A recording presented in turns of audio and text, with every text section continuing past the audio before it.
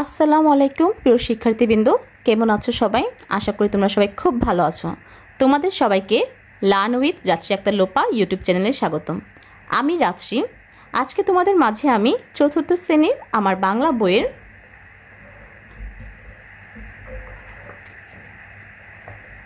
স্বাধীনতার শোক কবিতা নিয়ে আলোচনা করব। আমরা আজকে স্বাধীনতার শোক কবিতার সমস্ত কিছু পড়ব, কবিতাটি আবৃত্তি করব। এরপর এই কবিতার সাথে অনুশীলনের যেসব কাজ আছে সব কিছু আমরা আজকে পড়ব। কবিতাটি খুবই চমৎকার একটি কবিতা আর খুব শিক্ষণীয় একটি কবিতা। আশা করি কবিতাটা পড়ে এবং এর অনুশীলনীগুলি করে তোমাদের খুব ভালো লাগবে। চলো কথা না বাড়িয়ে আমরা প্রথমে কবিতাটি আবৃত্তি করি। স্বাধীনতার শোক, রজনীকান্ত সেন। বাবুই পাখিরে ডাকি বলিছে চড়াই, কুড়ে ঘরে থাকি করো শিল্পের বড়াই। আমি থাকি মহাসুখে অট্টালিকা পরে, তুমি কত কষ্ট পাও রোদ বৃষ্টি ঝড়ে। বাবুই হাসিয়া কহে, সন্দেহ কি তাই? কষ্ট পাই তবু থাকি নিজের বাসায়। পাকা হোক তবু ভাই পরেরও বাসা, নিজ হাতে গড়া মোর কাঁচা ঘর খাসা। আশা করি কবিতাটি তোমাদের ভালো লেগেছে। আমরা চলো কবিতাটি আরেকবার আবৃত্তি করি। স্বাধীনতার সুখ, রজনীকান্ত সেন। বাবুই পাখিরে ডাকি বলিছে চড়াই, কুড়ে ঘরে থাকি করো শিল্পের বড়াই। আমি থাকি মহাসুখে অট্টালিকা পরে, তুমি কত কষ্ট পাও রোদ বৃষ্টি ঝড়ে। বাবুই হাসিয়া কহে, সন্দেহ কি তাই? কষ্ট পাই তবু থাকি নিজের বাসায়। পাকা হোক তবু ভাই পরেরও বাসা, নিজ হাতে গড়া মোর কাঁচা ঘর খাসা। দেখো, এই কবিতাটিতে স্বাধীনতার সুখ নিয়ে বলে হয়েছে যে আমি যদি নিজের ভাষাতে কিংবা নিজের অর্জনে কিছু করি, সেটাতে যে সুখ আছে আমি পরের কিছু দিয়ে সেই সুখ পাবো না। এই কবিতার আমরা প্রথমে কবি পরিচিতি শিখব। কবিতার কবি হচ্ছে রজনীকান্ত সেন। চলো আমরা কবি পরিচিতিটা জেনে নিই। দেখো, কবি পরিচিতি। রজনীকান্ত সেন সিরাজগঞ্জ জেলার ভাঙাবাড়ি উপজেলার 1965 সালের 26শে জুলাই জন্মগ্রহণ করেন। তার পিতার নাম গুরুপ্রসাদ সেন এবং মাতার নাম মনমোহিনী দেবী। তিনি আইন, ব্যবসা ও দেশাত্মবোধক গান রচনা করতেন। তার বিখ্যাত সাহিত্যকর্ম বাণী, কল্যাণী, অভয়া, অমৃত, আনন্দময়ী, বিশ্রাম ও শেষদান। তিনি 1910 সালে 13 সেপ্টেম্বর মৃত্যুবরণ করেন। আমাদের কবি পরিচিতি জানা উচিত এই জন্য যে আমরা যা কবিতাটা পড়ছি তার সম্পর্কে আমাদের একটু জানলাম ভালো, তারা কি কি করেছে। শুধু আমাদের কবি পরিচিতি দিতে কবির জন্মসাল, কোথায় জন্মগ্রহণ করেছে, কি কি তার বিখ্যাত সাহিত্যকর্ম রয়েছে, এগুলো পড়লেই যথেষ্ট।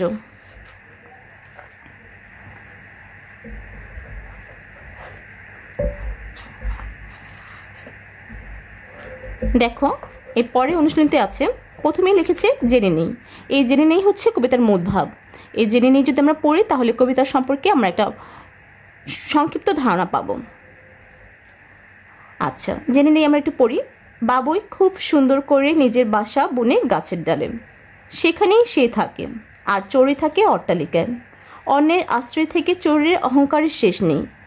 বাবুইকে সে বাঁকা কথা বলে, কিন্তু বাবুই তাতে দুঃখ পায় না। রোদ বৃষ্টি ঝড়ে কষ্ট পেলেও বাবুই নিজের ঘরে থাকে। নিজের হাতে বানানো কাঁচা ঘরটাতেই সে সুখী। কবিতাটিতে বোঝানো হয়েছে নিজের চেষ্টায় অল্প অর্জনও অধিক গৌরবের। দেখো, এরপরে রয়েছে শব্দগুলো খুঁজে বের করি, অর্থ বলি ও বাক্য তৈরি করি। আচ্ছা, আমি খাতাতে শব্দগুলোর অর্থ লিখে রেখেছি, আসো, এবং বাক্য তৈরি করে রেখেছি। আসো আমরা একটু দেখি। শব্দার্থ আছে প্রথমে স্বাধীনতা। স্বাধীনতা অর্থ মুক্ত। যদি আমরা স্বাধীনতা দিয়ে একটি বাক্য তৈরি করি তাহলে হবে 26শে মার্চ আমাদের স্বাধীনতা দিবস। তারপর আছে কুড়ে ঘর। কুড়ে ঘর দিয়ে অর্থ হচ্ছে ঘাস পাতার ছাউনিযুক্ত ছোটো ঘর। কুড়ে ঘর দিয়ে বাক্য হবে নিজের তৈরি কুড়ে ঘরের থেকেও আনন্দ। শিল্প। শিল্প অর্থ হচ্ছে কারুকর্ম বা নির্মাণ কলা। বাবুই পাখি শিল্পমানের বাসা তৈরি করতে পারেন। এটা হচ্ছে বাক্য রচনা। অট্টালিকা, অট্টালিকা অর্থ হচ্ছে বৃহৎ প্রাসাদ। এটাতে যদি বাক্য তৈরি করি তাহলে হবে আমার বাড়ির পাশে একটি সুন্দর অট্টালিকা আছে। খাসা, খাসা অর্থ খুব ভালো বা চমৎকার। আমরা এটাতে বাক্য তৈরি করেছি আমার মায়ের রান্না খাসা। তোমরা এই বাক্যগুলো ছাড়া তোমাদের মনের মতো যে কোনো বাক্য লিখতে পারবে। আর শব্দার্থগুলো তোমাদের জন্য আমি সহজ শব্দার্থগুলো দেওয়ার চেষ্টা করেছি। আচ্ছা, এরপরে দেখি কি আছে। এরপরে আছে শব্দ দিয়ে শূন্যস্থান পূরণ করি। এখানে 5টি শূন্যস্থান দেওয়া আছে, আমরা এই শব্দ দিয়ে শূন্যস্থানগুলো পূরণ করব। আমি খাতায় লিখে রেখেছি শূন্যস্থানগুলো, আসো আমরা একটু দেখি। ক নম্বর শূন্যস্থানে ছিল কুড়ে ঘরে থাকি করো শিল্পের, এই শূন্যস্থানে হবে বড়াই। খ আমি থাকি মহাসুখে ড্যাশ পরে, এখানে হবে অট্টালিকার পরে। গ বাবুই হাসিয়া কহে সন্দেহ কি তাই, এই যে এই গল্পে হবে সন্দেহ। তারপর গহ কষ্ট পাই তবু থাকি ড্যাশ বাসায়, এখানে হবে নিজের বাসায়। ও নিজ হাতে গড়া মোর কাঁচা ঘর ড্যাশ, এখানে হবে খাসা। নিজ হাতে গড়া মোর কাঁচা ঘর খাসা। এরপর দেখো কি আছে, এরপরে বিপরীত শব্দ বলি ও লেখি। যদি আমরা বিপরীত শব্দ বলি ও লিখি, এখানে আছে সুখ, কষ্ট, পাকা, স্বাধীনতা, খাসা। আমরা এই শব্দগুলোর বিপরীত শব্দ আসো একটু খাতা থেকে পড়ে নিই।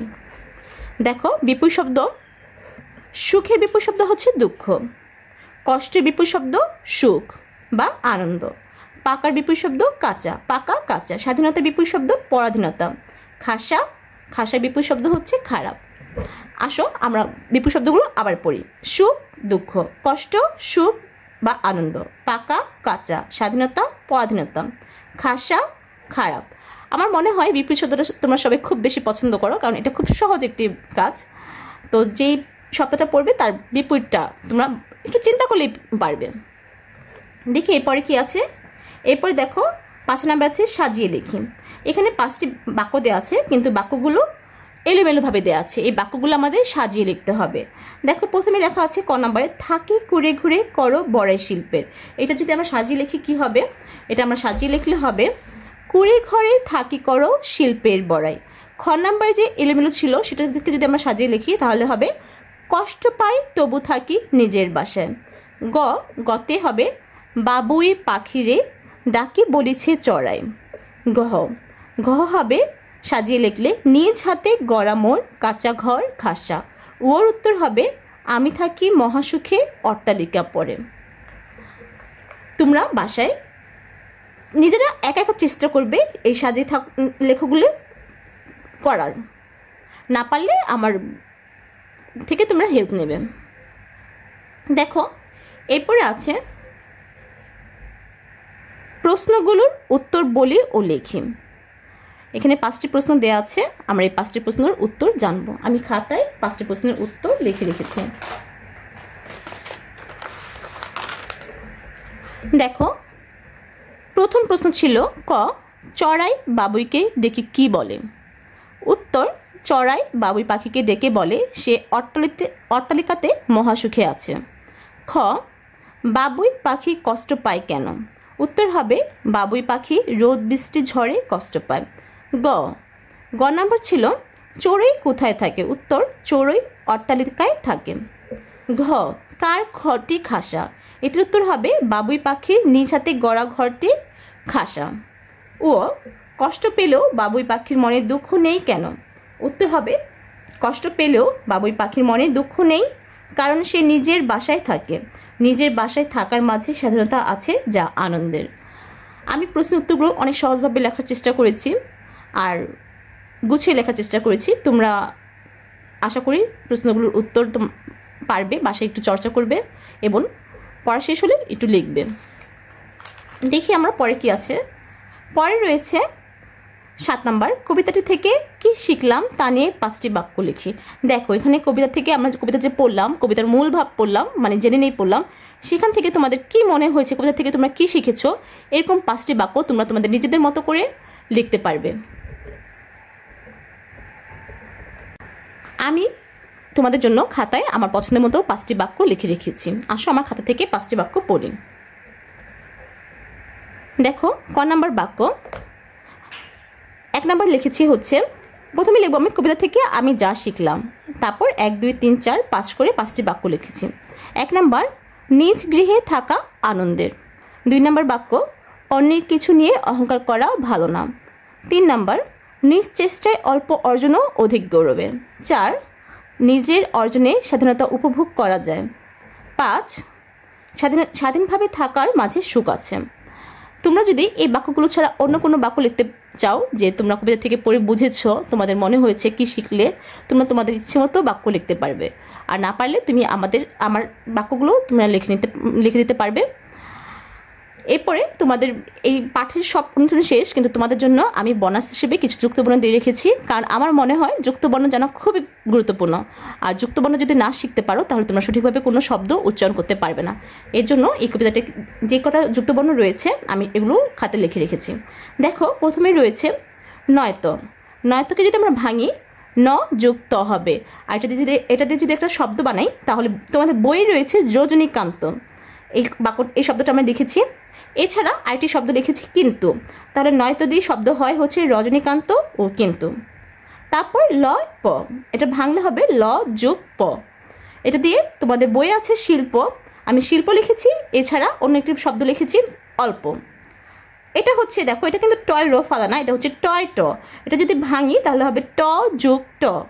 এটা দিয়ে যদি শব্দ বানাই তাহলে হবে অট্টালিকা ও অট্ট হাসি। তারপর মূর্ধন্য ষয় ট, ভাঙলে হবে মূর্ধন্য স যোগ ট। এটা দিয়ে শব্দ কষ্ট, যেটা তোমার বইয়ে ছিল এই কবিতার মধ্যে, কষ্ট কথাটা। বৃষ্টি কথাটাও তোমাদের বইয়ে ছিল, যেমন রোদ বৃষ্টি ঝড়ে।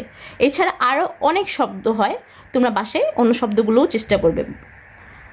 তারপর দেখো নয় দ, এটা যদি ভাঙি ন যোগ দ, আর এটা দিয়ে শব্দ হবে সন্দেহ আর আনন্দ। এছাড়া আরও অনেক শব্দ হয়, তোমরা বেশি বেশি করে শব্দ শিখবে। যুক্তবর্ণ দিয়ে কী কী শব্দ বানানো যায়, তাহলে তোমাদের শব্দ ভাণ্ডার সমৃদ্ধ হবে এবং তোমরা সুন্দরভাবে বাংলা ভাষায় কথা বলতে পারবে এবং শুদ্ধ উচ্চারণে সব কিছু পড়তে পারবে। আজকের পাঠটি এই পর্যন্তই। আশা করি আজকের পাঠটি তোমাদের খুব ভালো লেগেছে। আর যদি খুব ভালো লাগে, ভিডিও ভালো লাগলে অবশ্যই লাইক কমেন্ট শেয়ার করবে।